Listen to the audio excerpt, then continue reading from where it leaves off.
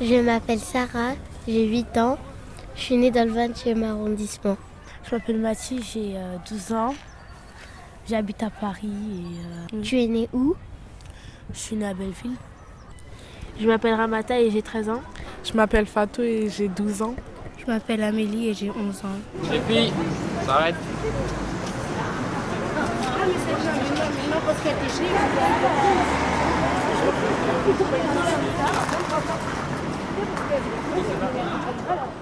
Est-ce que tu es sûr que là, tu peux pas essayer de tourner le volant?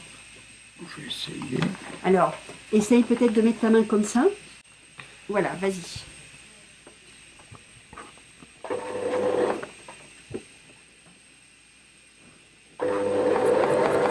Maintenant, remets ta main droite en plus. Bah oui, Comme ça. Ah bah oui.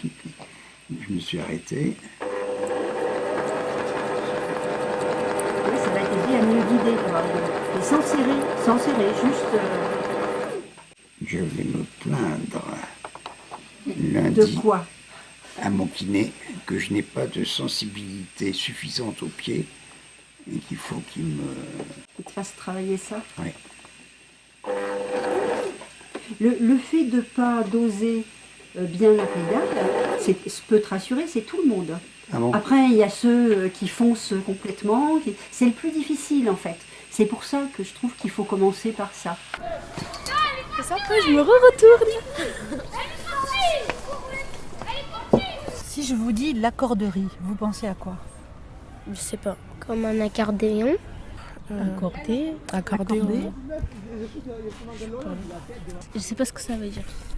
Moi, juste accorder, c'est ça qui me vient à l'idée, mais après, je sais pas qu'est-ce que ça veut dire moi non plus. L'accorderie, c'est une association qui permet aux accordeurs et accordeuses de faire des échanges de services. Et ce n'est pas du bénévolat. Hein.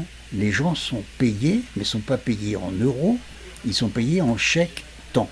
Vous avez passé 2 heures pour faire de la cuisine, on vous fait un chèque de 2 heures. Un ingénieur est rémunéré pareil que quelqu'un qui lave le sol. Hein, il n'y a pas de hiérarchie des salaires. On est à peu près 270 accordeurs actuellement. Donc on est inscrit en proposant un service ou 2 ou 3. On peut proposer de garder les chiens, d'aller accompagner quelqu'un pour les courses, d'apprendre à jouer de la guitare, d'apprendre à coudre à la machine. D'autres peuvent proposer de réparer des vêtements. On cherche non seulement à se rendre des services mutuellement, mais à créer du lien dans le quartier. C'est un peu comme, je sais pas, on te donne de l'argent, en échange, tu dois faire quelque chose. Alors, chez nous, il n'y a pas d'argent. Du tout, jamais. Mais vous venez de dire, tout à l'heure, vous avez dit qu'il devait être payé, non? Non, on paye en heures. Quand on a rendu un service à quelqu'un, on remplit un papier. C'est ça qu'on appelle les chèques-temps. Les chèques-temps, voilà. Autrement dit, bon, il y en a des plus jolis maintenant, bon, Oui. enfin, quand même. C'est jamais que des... Et donc on remplit le nom, le temps qu'on a passé, ce qu'on a fait. Par exemple, si quelqu'un vient m'aider à déménager. Mais si j'ai bien compris, ça veut dire que ça remplace l'argent. Et ensuite, le temps que vous avez eu, avec ce temps-là, et ben, quelqu'un d'autre peut venir chez vous pour vous aider à faire quelque chose. Oui, c'est pas forcément chez vous. Hein.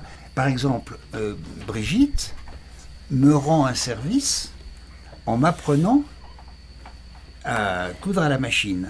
Hein. Mais elle va pas venir avec sa machine chez moi.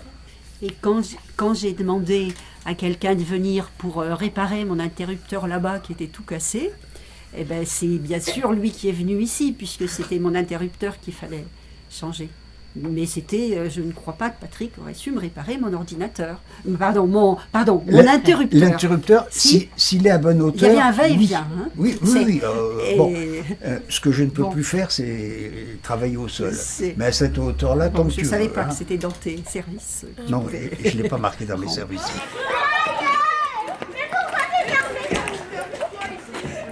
Par exemple, il y a une personne qui ne sait pas faire quelque chose et ensuite font des cours pour l'apprendre à le faire. Par exemple, si la personne ne sait pas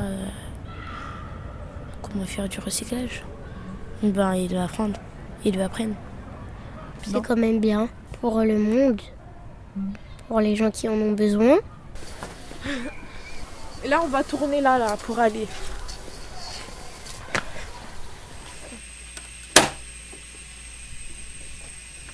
C'est quoi comme genre de pierre ça? C'est des pierres calcaires. Celle-là, elle vient de Seine-et-Marne. Tu vois, elle est coupée, c'est ça, de l'autre côté. C'est les pierres d'une maison que je connais en Seine-et-Marne.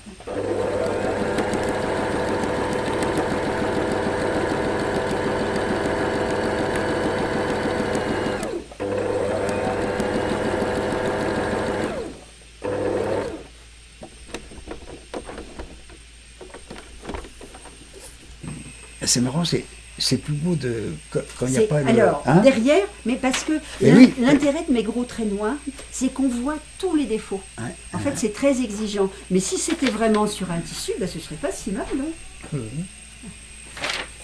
Bon, tu vois? Madame, depuis quand en fait vous faites de la couture? Oh là là, toute petite. Moi, j'ai toujours fait de la couture. J'ai commencé, j'ai toujours bien aimé ça, même à la main. Je cousais, je faisais des boîtes, des affaires. Ma mère, elle me disait, mais va jouer.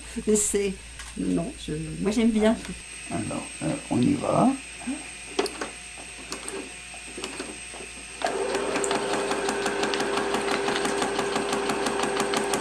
Oui, ça y est. Faut sentir les deux. Ah. Là, faut pas me faire des compliments, parce que quand tu me fais des compliments, je pars dans le décor. C'est l'émotion. Bon, mais non, tu vas pas tricher, tu vas redresser. Oui. Monsieur, pourquoi vous voulez apprendre la couture? Non, alors, tu veux tout savoir. Je suis sûrement le seul dans la pièce à avoir eu un premier prix de couture. Ah, non, moi aussi. Toi aussi? Oh, bah oui, quand même. Ah bon. C'était des points parce trop que faciles à avoir. quand j'avais 10 ans, j'étais dans un lycée J'ai même passé mixte, couture au bac. Pour avoir des- en 7e, et on était 20 garçons, 20 filles à peu près. Et il se trouve qu'une année, le premier prix de couture, c'était moi, le deuxième prix de couture, c'était un autre garçon, et les filles qui avaient 11 ans étaient folles de rage, parce qu'elles avaient intégré le fait que la couture, c'est pour les filles, la cuisine, c'est pour les filles. Les garçons, ils n'ont rien à faire là-dedans. Et puis je voyais ma mère coudre, je savais coudre avec la machine de ma mère. Mais je ne me suis pas servi de machine depuis plus de 60 ans. Alors en réalité, je ne veux pas réapprendre, mais j'ai connu Brigitte parce que j'avais besoin de me faire des ourlets de pantalon. Alors Brigitte m'a dit, ah non, mais moi je ne fais pas des ourlets, j'apprends à les faire. Alors on a un peu discuté, puis pour finir, c'est quand même elle qui les a fait. Mais il faut que chacun fasse un effort. Voilà. Je sais faire de la poterie. Je sais pas trop jardiner. Je sais pas quand il faut mettre, par exemple, l'eau. Je sais pas quand. Je sais aussi faire de la poterie parce que j'en ai fait en CP. De toute façon, il y a plein de gens chez moi qui savent le faire. Donc ils peuvent aussi m'apprendre. Mais je peux aussi demander à d'autres personnes si chez moi ils savent pas le faire. Et coudre aussi. Des vêtements, je sais le faire. C'est bon comme ça? Tu fais le descendre un peu plus, l'aiguille là, elle n'est pas complètement plantée. Voilà, top. Regarde là, tu vois, elle est tout au fond. Maintenant, tu peux descendre le pied de biche, le pied presseur. Alors, il y a un petit levier là. Il va faire clac, voilà. Alors, tu vas essayer d'appuyer le plus doucement possible avec ton pied. J'ai pas encore mis. Il faut qu'il y ait la lumière. Tu vois, tant qu'il n'y a pas la lumière, c'est que j'ai pas mis le courant. Essaye maintenant. Vas-y, d'appuyer la pédale. Moins. Appuie-moi. Lève ton pied. Il fallait pas le lever entièrement. Il fallait essayer de le lever tout doucement. C'est pas mal, hein. Alors, ça, les petits trous, c'est parce qu'en fait, tu le retenais, ton papier. Oui, ce qui fait Est-ce que tu as compris quand je te disais tout à l'heure? C'est pour ça qu'il ne faut pas tenir avec les doigts aussi. Le tissu, enfin, ça, c'est pour du tissu, bien sûr. Il faut essayer de le laisser, c'est la machine qui doit guider. On y va ?